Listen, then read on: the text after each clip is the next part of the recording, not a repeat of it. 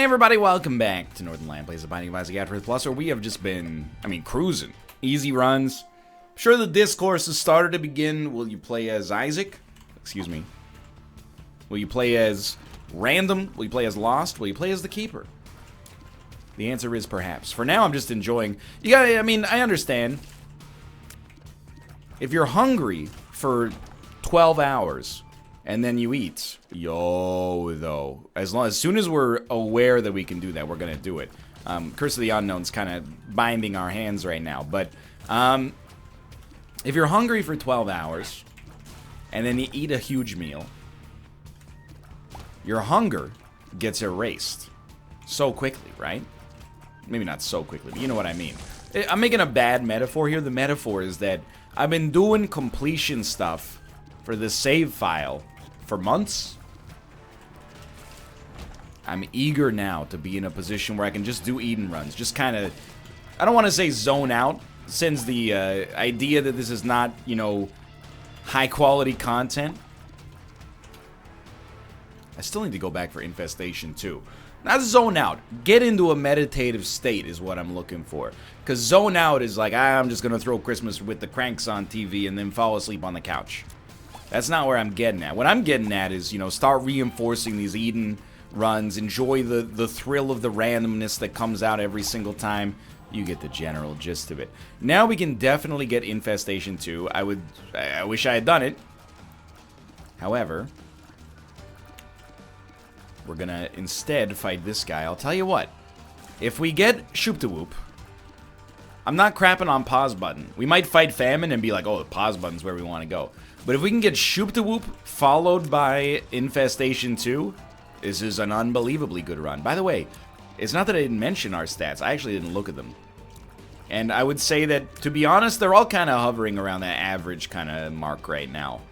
Slightly below average speed, slightly below average rate of fire, slightly below average damage. But, do those combine to make a run that's slightly below average? First off, can't really say that without knowing where our HP is. Secondly, I don't know. I would probably rather have 3 slightly below average stats, literally like the slightest they could be, more or less, than have one of those 3 stats be in a just god-awful position. So I actually think that for right now, I'm pretty okay with it. Please, God, it would be such a good time for us to fight Famine right now. Pause button, it's like a 50-50 item. I can see how you use it in situations to begin with here. You got enemies rushing you down like Isla Zoo's guys. What do? Well, you hit the pause button and then run away and then start shooting at them from afar. You've reset their range advantage. Or reset your range advantage, I should say. It's a little dangerous there. Thank you. Easy fight. But no Cuba meat. I'm happy for the HP, though. Let's shoot some of this poop. If we have a lot of HP, we would... Ooh, that's huge. If we have a lot of HP, especially now, we would love to... Thank you. Let's go. We would love to get an arcade on the next floor, is what I was trying to say. Before I was so rudely interrupted by the spoils of my labor here. Anyway, that's great news. Everything's going alright. We do have a decent amount of HP, but we were only on 1 Spirit Heart. Or sorry, we were only on 1 Red Heart and a couple of Spirit Hearts on the last floor. So I'm happy to be a little bit more survivable here. It's actually like a pretty decent return on our HP there. So anyway, what I was getting at before is... I'm eager to, I'm taking a little sabbatical, like a professor after 8 years on the job. I'm taking a little sabbatical from objective-driven Isaac play. I'm enjoying the crap out of it. And moreover, as long as the runs are good, keep them coming as far as I'm concerned. We still got unlocks to do. We got the, at some point we're going to have to bite the bullet and lose, like, I'm trying to think, do we have to maybe lose 17 more times? I can't remember if we need 100 deaths or we just need, like, 6 in a row or something. Anyway.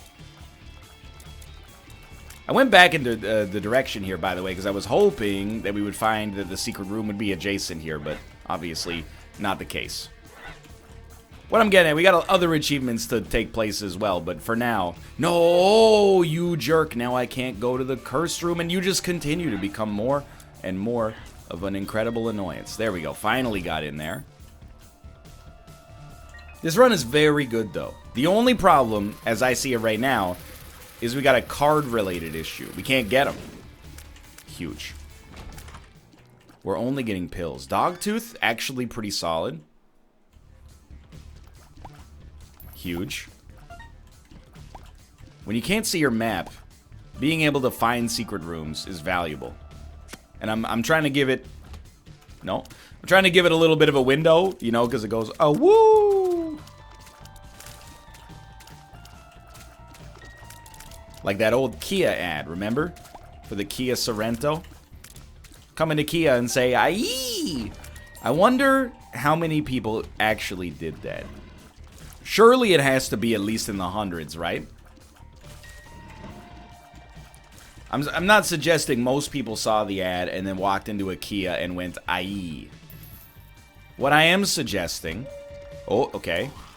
What I am suggesting is there were probably some people who they saw the ad and they were so excited they literally walked into the Kia and said, aye. Not a ton. Certainly not a majority. Well, that was the right time to leave. But if I could just get that on footage, I would be so happy. You know, the classic film technique on footage. What? Okay, fair enough. You got me. Probably, do you think it's a higher or lower number of people that said, aye? You can look up the ad, by the way. I mean, it aired in, like, probably the late 1990s, so many of the people watching this were, you know, perhaps not alive at that time. I'm not going to hold that against you. But beyond this, you think that's a higher or lower percentage of people that said IE that walked into Mazda and said zoom zoom? It's a tough call. I honestly don't have a good answer for you. Do you think car ads, and this is it's a question that I do this thing, I have a technique of rhetoric, okay? Not to gussy it up to sound too much, you know, more fancy than it actually is, but I don't think we really want Dark Prince's crown, or, you know, Book of Belial for that matter. I recognize we could have gotten the fire rate increase from it, but just don't know how valuable it actually is in the whole scheme of things. You know what? Take me out of this floor. We're a little bit behind schedule. Hold on. He went woof. We don't have bombs. Whatever. Let's just go. Where I bring something up by painting myself in the most stupid light possible, and then I can speak to it, because I've already established a position where you should be informing me as to your opinion.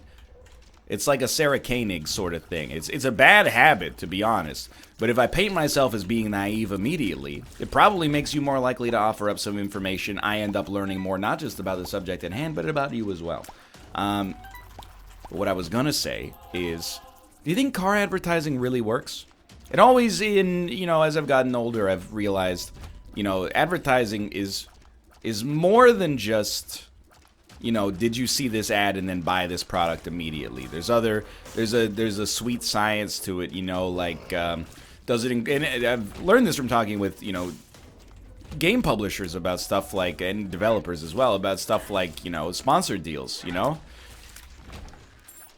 It's not just, about driving direct sales through one promotion, you know, you raise awareness, and, you know, some car ads might seem a little bit juvenile, and you go, okay, like, what kid is buying a car? But you realize, you know, in 10, 15 years, those kids are going to be of the age where they're going to be driving. Maybe they're going to remember that ad, and they're going to be more likely to purchase, you know, a BMW as a result or something. But I still, like, I don't know if, I mean, I've only bought one car in my entire life, but maybe car ads have shaped my perception of how I feel about vehicles, and I can't speak to, you know, that without untangling the... Because I do think there's a little bit, I don't want to say a problem, but I think there's something in advertising where you go, I don't know if this ad worked on me. And then people they go, well, very, very smart people worked on this ad, and not all advertising is superliminal, you know, you're not aware of it working on you, there's subconscious factors, blah, blah, blah. And I don't necessarily believe that. I mean, there's just, I'm sure we can all agree there are ads that just have had no impact whatsoever, or even a negative impact. But I don't know if I've ever been affected by a car advertisement. It's one of those things where, you know, before... I mean, it's probably the most... maybe the second most common form of advertisement is vehicle advertisements. Number one is probably, if I had to guess, household products. Depending on what channel you watch. This says a lot about the TV that I watch. I'm just saying, when you watch Jeopardy, Procter & Gamble, Johnson & Johnson, you know, it's that over and over and over. Gain, Tide, Tide Pods, Gain Fresh, Airwick, Febreze. Charlene, your kids have grass stains on their pants. Aren't you worried everyone's going to think you're an unfit mother? Thank God they went in the other direction here. So why do I feel beholden to pause button despite never using it? One day, dude. One day we're going to get Sack Dagger. And it's all going to come into place. Thank you. Oh, and thank you again. So it's been something that's been on my mind. It was like, how much... And I guess you could distill it to a number. I can't, but it could be distilled to a number. How much has, like, let's say the Mazda Corporation spent advertising specifically to me? I've probably seen... You know, let's say that over the course of my life, I've seen an advertisement for a Mazda product. I don't know, maybe like 4 times a week, 200 times a year since I've been 10. So we're talking about, you know, 20 years. It's like 40,000 impressions. I don't know how much TV advertising costs, but I have to imagine that, you know, at this point in my life, Mazda alone has probably spent like, I don't know, like at least a few $100s advertising to me. I guess they recoup that investment pretty quickly if you buy one of their products, but the same goes for almost every car company. You know, even Scion. I don't even know if they still exist. Probably saw like, you know, 2,500 Scion ads over the course of my life. I don't know. I guess I do sort of, if you work in marketing, I'm interested to hear what your thoughts on this subject are. I guess in a way, we all sort of work in marketing. Marketing's not just advertising, you know, it's getting your product out there. And I'm a product myself, really. That was cool. That's what I'm trying to use pause button for more, by the way. But, like, I don't know. It always strikes me. Like, I don't know how many times I have purchased something due to an ad that I've seen on television. But maybe if you tease it, like if you really, and that's why they always, you know, when you sign up for something, they're like, where'd you hear about us? Because they don't know. They're trying to figure out the sweet science for themselves. They're like, is our radio advertisement campaign working for us? Is it TV? Is it word of mouth? Is it that billboard on Thurlow Street, you know? But maybe, you know, the next time I see a KFC, I'm going to be 15% more likely to eat at the KFC because I saw the advertisement with the Colonel, you know, like 2 weeks ago or something like that, and subconsciously my brain went, I like fried chicken. That's the thing, you know? I honestly just have no idea. Please? Please, let's go. It's got to be frustrating, right? When you're in YouTube and you have a campaign that goes poorly, it's very simple. You just go, oh, the algorithm. The algorithm is setting me up for failure. You work in a more, in a different environment, I imagine you can't just do that. Whoop. It's like, I don't know, it's just interesting to me, because ads are so pervasive. You know, ads essentially enable my lifestyle, so I'm definitely biting the hand that feeds here by going like, I don't think they work. But, I mean, surely they must work sometimes to some extent, or, you know, they wouldn't exist at this point. I mean, the science has got to be out on them, right? But I don't know, maybe everybody feels like that. I know I'm spinning my wheels here. I'm trying to get to a more cogent kind of like stopping point. But maybe everybody feels like that. Maybe everybody's like, ads don't work on me. But we have to go to Bass Pro Shops this weekend. For reasons that are locked deep within my subconscious.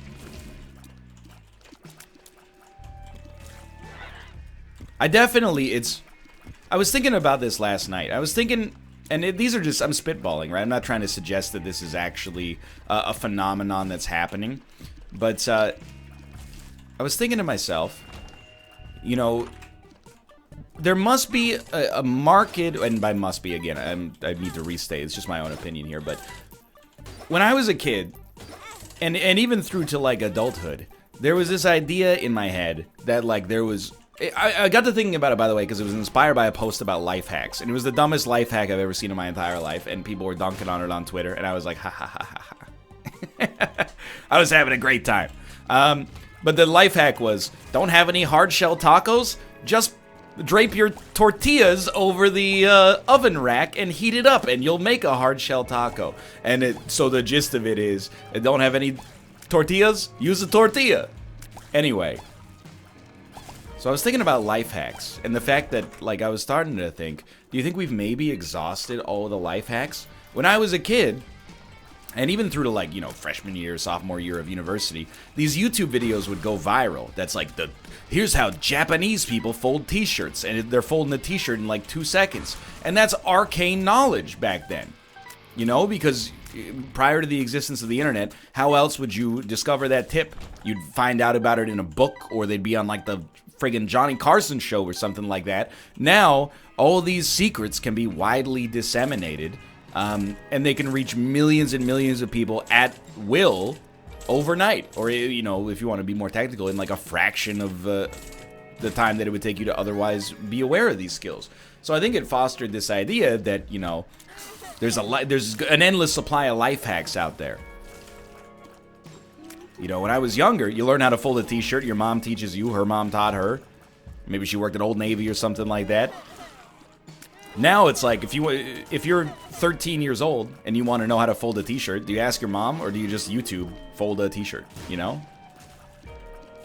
Or do you go on WikiHow and go fold a t-shirt? You know what I mean? I'm trying to get to the actual meat of my point here, which is that I think there are still... Like, I still have the vestige in my cognitive world, in my environment maybe, of thinking that, like... By the way, we're just gonna... Well, this is dumb. I should have waited till he was awake. Of thinking, like, maybe one more Reddit post might teach me the one simple trick to save you 35 seconds every time you shower. You know, here's the right way to peel a banana. You get the idea. But maybe these life hack channels, they're just done. Maybe we've discovered all the life hacks thanks to the internet, and it's just like now you just gotta make stuff up. Don't have the ingredient you need to make hard tacos, but somehow you have the precursor? Use the precursor to make the secondary ingredient. Like, if and there was a terrible fight, by the way. I apologize for that. But if I look back and I did grow up with the internet. I got access to the internet when I was like 8 or something like that. So, but it's different even still. You know, access to the internet for me was like I get an hour of internet access a night. And then when I was a teenager, I kind of had like unfettered access to it. But, you know, it wasn't like you could bring your smartphone to class with you. You know, you would be like, hey, Tim, I saw this funny thing on the internet. When we get home, I'll email you a link to it. And then, you know, you can check it out for yourself. And tomorrow at school, you can tell me how funny it was or wasn't. And that was only... I don't know, like 15 years ago. Things have changed a lot since then. You know, now I saw this funny thing on YouTube. You'll be like, okay, show me right now.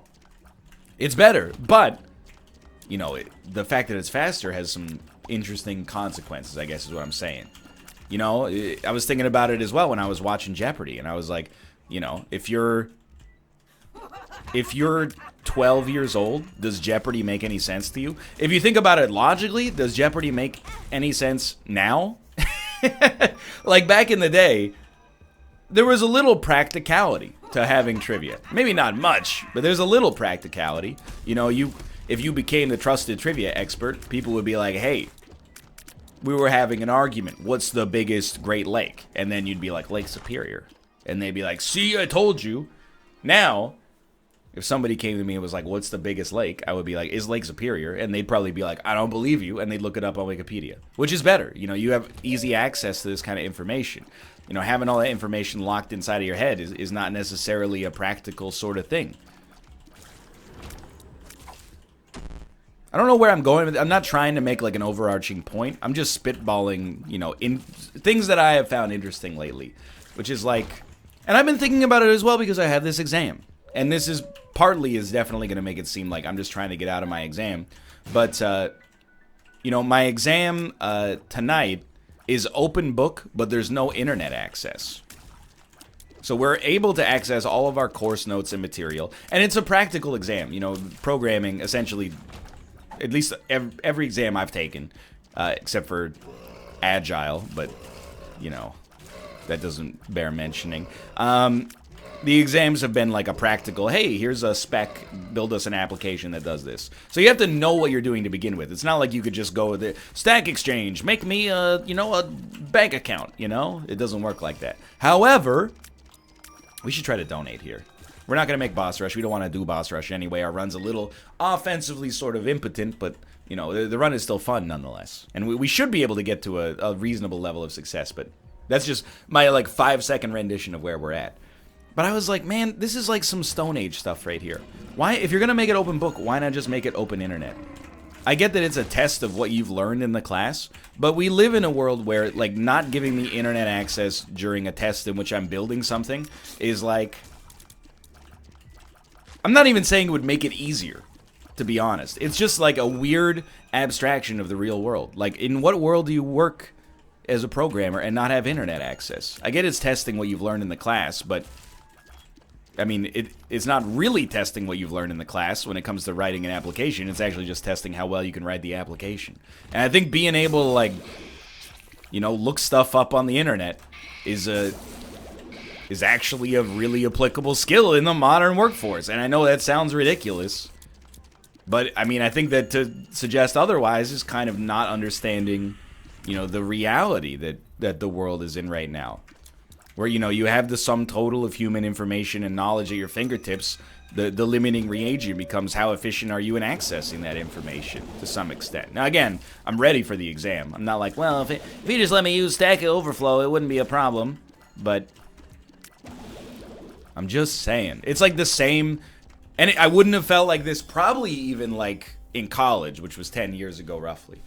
But it's kind of the same as when your teachers are telling you like, well, you know, you might not always have a calculator in real life, so we're not going to let you have a calculator on the exam. First off, let me tell you, you know, one adult to an adult or aspiring adult here, just suck it up and do it, you know. In the end, this exam is like 3 hours of my life, who cares? But, I mean, you will. Realistically, you're always going to have access to the internet at this point.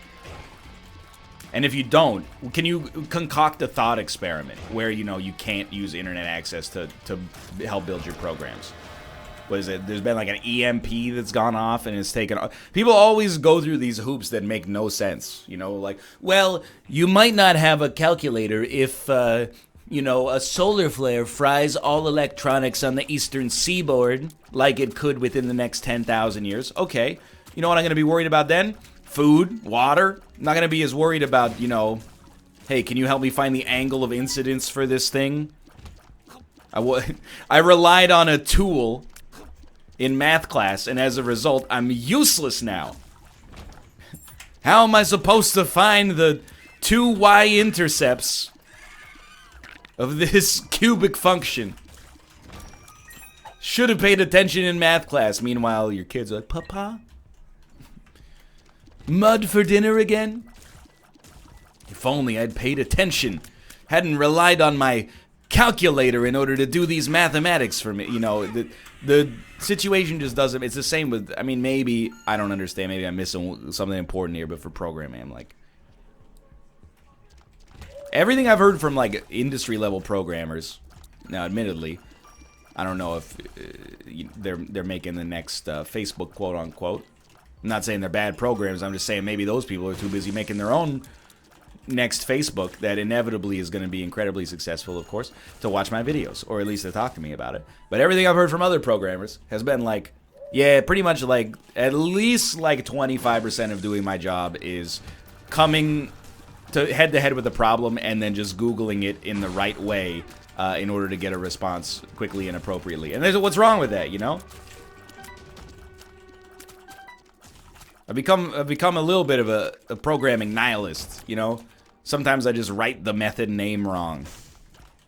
And that's what's annoying about this, is that, you know, he used console.writeLine instead of system.out.println. Who cares? You know, it's the kind of thing that if you get it wrong on your exam, you know, it's going to cost you some marks, but simultaneously in the real world, you would just go, hey, Google, why doesn't this work? And it would go, hey, dummy, you're using the C# method instead of the Java method. And you would be like, okay, thanks. Now I can continue doing my job.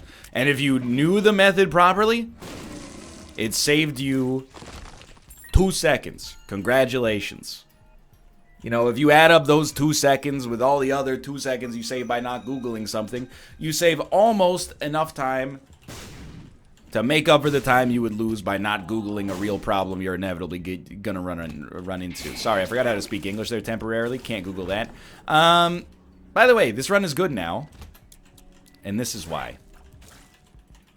We have pause plus a BFF orbital, and I was too busy being on my soapbox to really call it out or recognize it, but still. We have an opportunity. We also got Dark Bum recently, which is really helpful, but yo, we want to take as many One Makes You Larger pills as we can, actually, because there's an achievement for that. That also comes with some kind of unlock. Are you dead, or what's happening here?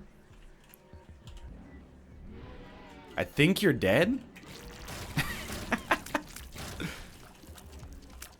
Anyway, it's just stuff I've been thinking about. That, like, the skills that I thought I would value, the skills that I was being taught were valuable, even, in school, it's not that they're not valuable now. It's just that, I mean, I think people in my generation should take a hard look at how relevant they actually are now. Like, how relevant is spelling? When I was a kid, especially, like, 1st grade to 5th grade, there's a staggering amount of the curriculum dedicated to spelling words correctly. I've already invested the time. It's in my own self-interest to be like, spelling's important. And is it really important? Yeah. At the very least, you know, it's not important to know how to spell. Apparently you're dead? Well, that was fast. We'll grab this. Dude, I told you, pause button rules. We just need to get, hopefully, some more red hearts, so that we can get spirit hearts out of them through Dark Bum, and then, you know, be in a better spot. Let's see if we can get some One Makes You Largers. Try to get the achievement. Something's wrong. Wait a minute. This isn't my world.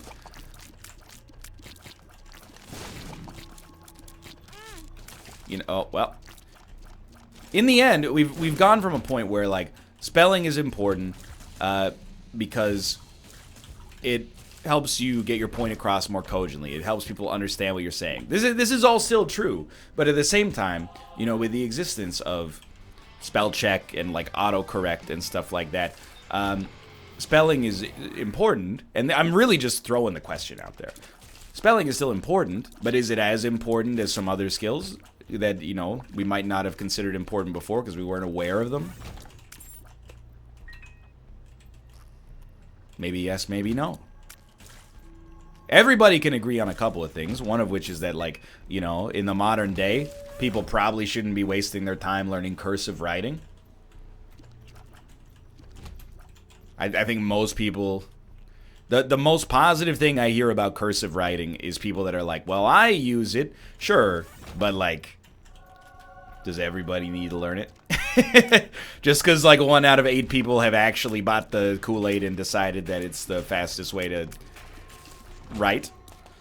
I don't want to say bought the Kool-Aid. Mostly because the correct expression is drank the Kool-Aid. And I don't know what you replace these subjects with. In the end, you know, you got a lot of time in school. Spelling still makes sense to me just because, you know, there's so many words in the English language. To be exposed to them, you know, you don't really realize it, but it takes a long time to learn how to speak. This is just beautiful.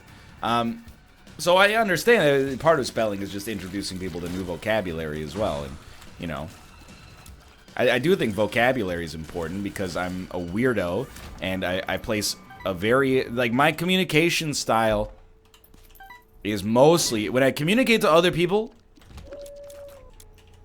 oh, I shouldn't have shot there, that was dumb. I was like, they're all frozen, time to attack. Especially if I'm explaining something, I really deliberately, I don't go like, hey, go over there and hit that. I go like, you're gonna walk, you know, what appears to be about 6 meters, and then you're gonna hit the button that will be located waist high at your left side. And the reason is, my brain is really bad at doing that stuff myself. I hope that some of you out here are in kind of like the same boat and you appreciate it. When I read, like, instructions for IKEA furniture, sometimes I get really annoyed. Because the instructions are like, you know, place the screw in the hole. And then I look at the piece of furniture, and there's like, I mean, usually the screw's identified. But I look at the piece of furniture, and there's like 15 holes. And sometimes the diagram, you know, sometimes the pieces are symmetrical. So you're like, do I place it in this hole or this hole? And the inevitable answer that you get from people that are good at doing this sort of stuff is, it's common sense. No, it's not. Not for everybody, at least. Anyway, I'm not railing against the IKEA Corporation. I'll deal with the slightly ambiguous verbiage as long as it helps me get, like, you know, a coffee table for under $45. But I'm just saying that's why I'm hyper-specific about it. And I will continue to be hyper-specific about it, even though it annoys people. I'll be the martyr. I'll fall on the sword. People are like, why are you talking to me like I'm an idiot? And I'm like, 'cause I'm an idiot. At least when it comes to this stuff. Yo, it's the ability to fly. Very useful. So this is what the future we wanted when it comes to pause button.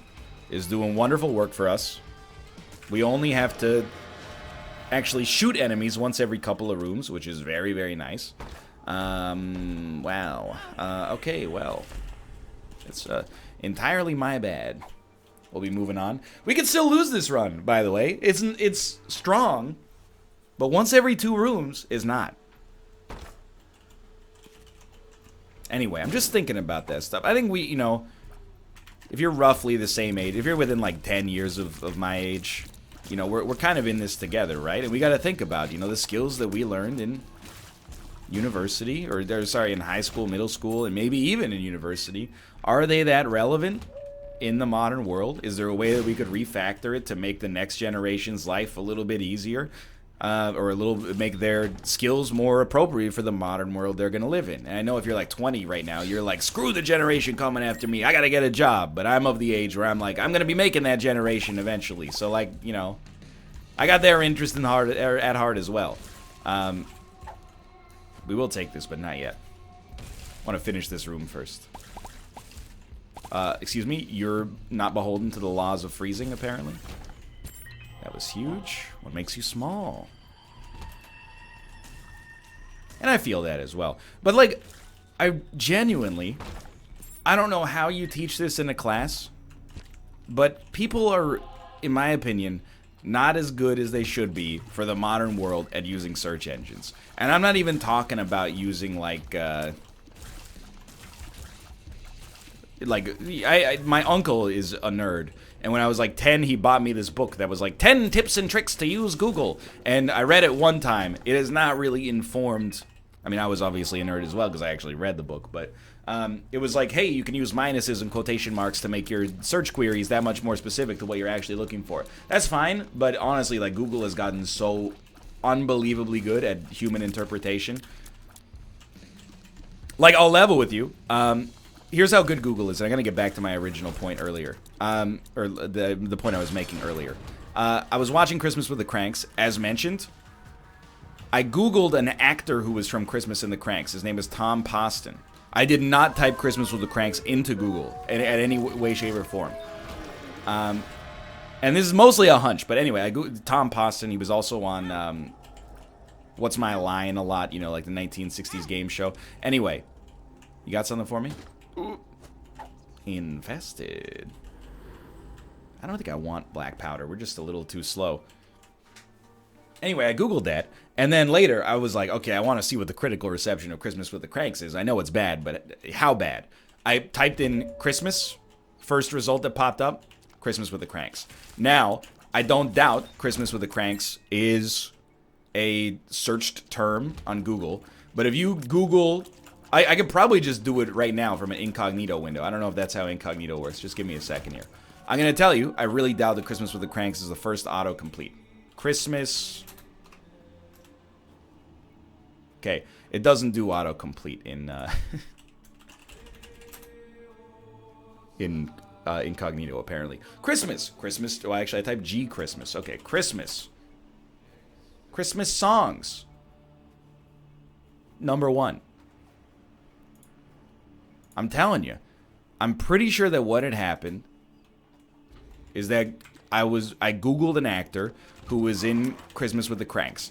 And Googled, I'm not saying it takes like an index of like the metadata or something like that. And then it says, hey, users who search something usually will also, their next search is very likely to be related to the thing that they just searched, you know, because you kind of like spiderweb your searches and your quest for knowledge based on stuff like that. So I'm pretty sure they were like, as soon as I typed in Christmas, they were like, he's most likely Googling something related to Tom Poston. Is there anything Christmas related that is also within the web of things that are related to Tom Poston? Well, he was in Christmas with the Cranks, so here's your result. That's incredible. Like, it's doing so much work for you on the back end. Like, behind the scenes is what I mean to say. Not necessarily on the back end, but you get what I mean. But still, what I was getting at is, like, I encounter this problem, not to be rude, but with my classmates from time to time, where they were like, I Googled my error and I couldn't fix the problem. And then I Google the error and I'm like, well, here's somebody that solved your issue, like right there. Most people have got it figured out. It's not like I'm some kind of like, you know, sensei. But like if you go, my program doesn't work, you know, there's like 55 different things it could be. If you Google like the exact error code. And then the other thing is like people type into Google as if it's like a human being that interprets what they're saying the way human beings interpret things. Nah, dude. You know what you type into Google? As many, I mean, if you have a specific question, that's the best. But if you don't, if you're like 80s movie, Dennis Hopper, and then like, I don't know, even the network it's on TV or something like that, it'll be like, boop, takes all the information, spits out the most relevant result. That's a more relevant skill than cursive, dude. And it's shocking to me how many people are like, I don't understand how to get that information that quickly. It doesn't make me smarter. If anything, I'm not going to say it makes me dumber, but it makes me more open to knowing the things that I don't know, at least. Or to learning the things that I don't know. Like, that's a skill that, I mean, you could teach your kid how to Google, of course, but you can also teach your kid how to do cursive writing. I'm just saying. You know what I would actually love to see on this run? Dad's Key. I don't think we would body Maggie Satan. Hey, Maggie Satan, I think I got something to slay for you. Rod Stewart. It's called Music, sweetie. Look it up. Go ahead. Mill my spiders. I'll fight Isaac the old-fashioned way. And by old-fashioned way, I mean I'm going to put my orbital here, and I am going to walk around you in a circle. You know what? You got me? You got me something fierce? I recognize it seems like I'm on a soapbox here. I'm not even, like, we've talked about it on the NLSS before. We're like, what should they teach kids in school? Well, they should get rid of geography class and teach people how to do their taxes. They should teach people how to, like, you know, speak like a normal human being in situations. Yeah, I sort of agree with some of that, but that's, even that is more like, you gotta have evidence to back that stuff up. Partly, I'm like, dude, there's some subjects in, like, elementary school you could just cull, because other skills have become more relevant in a modern world, I think. Not even just from an employability standpoint. They should teach probability earlier, though. I'll fall on that sword till the end of time. They should teach you how probability works starting in, like, 4th grade. And now that I'm thinking back, I'm like, wait a minute, I think they did. In their own unique way. I think they were like, if you flip a coin, what are the odds that it's heads? And you go, like, 50%.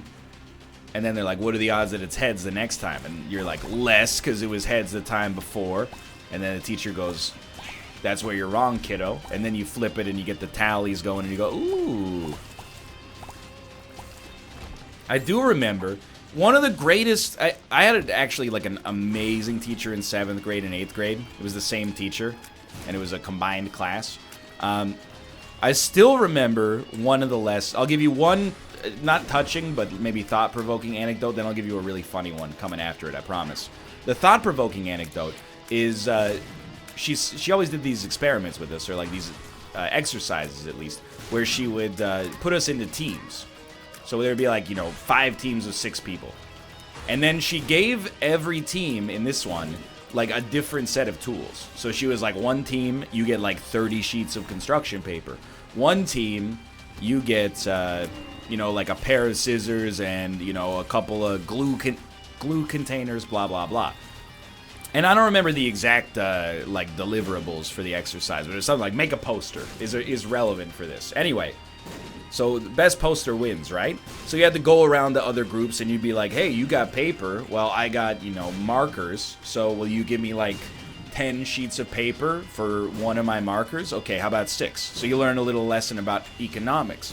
But here's where the real meat of the lesson came in, and the part of it that stuck with me at least a little bit to this day.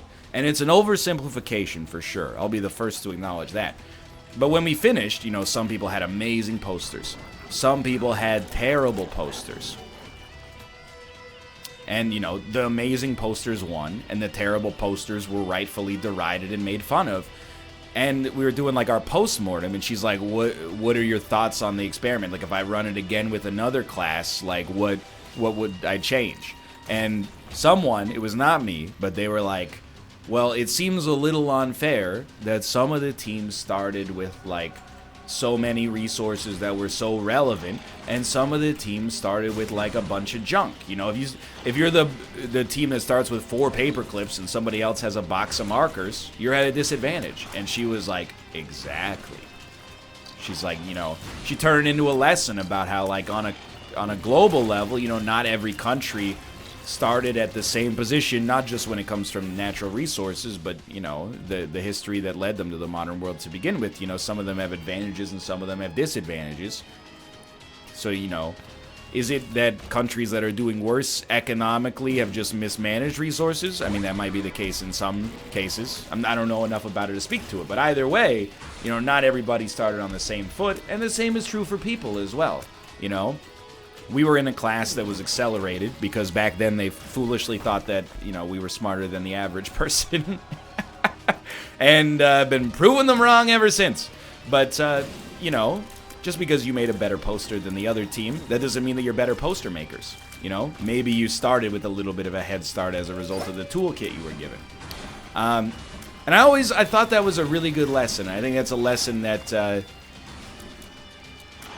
I don't know, it's kind of informed the way, to a small degree, how I talk about things. If I can trick a lesson into existence, instead of having it be like, well, let me teach you a lesson.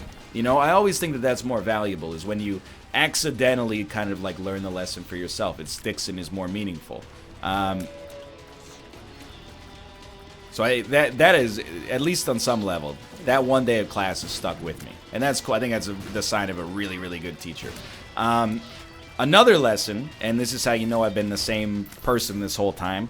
Just to top that off, I thought it was really cool how, like, for hours we were like, it's all about making the best poster. And then at the end she was like, it had nothing to do with the poster. You're all getting an A.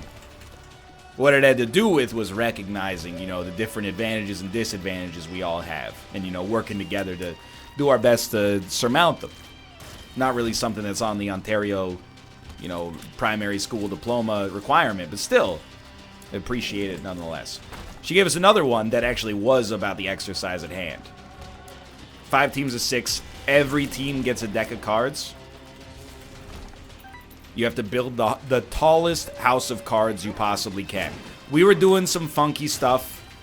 We were like, hey, if we cut a slit into the cards, we can slot them in together and make a more stable base. But it all fell apart, figuratively and literally. So I went, hey, guys, we only have like 5 minutes. Our tower sucks right now. Here's what we're going to do, okay? Just, like, cut the cards into small pieces and then pile them up as high as possible. For whatever reason, I was able to persuade the other students in my group They said, yeah, that's a good idea. Like, I mean, all the other groups only have 52 cards. If we cut them up into 8 pieces each, we got like 400. We can get 400 cards high. And then we made a pile. Obviously, it was not as high as 400 cards, but it was a pile nonetheless. And then when we handed it in, during the post-mortem, the teacher was like, just so you guys know, your tower in the end was actually smaller than if you had just kept the deck of cards in the box. And handed it to me. So we actually, that's a good lesson as well, which is just because you're working hard doesn't mean you're working smart, I suppose. Other people made, like, you know, actual castles out of their cards. I've always had a little bit of an engineering defect. Anyway, thanks for watching. I hope you guys have enjoyed the episode. If you did, click the like button. It helps out a great deal. And, of course, subscribe if you want to see more in the future. For now, thanks for watching. And, of course, if you did click the like button, it helps out a great deal. Follow me on Twitch, twitch.tv/Northernlion to be notified about my juicy live content. For now, thanks for watching, and I will see you next time. See ya!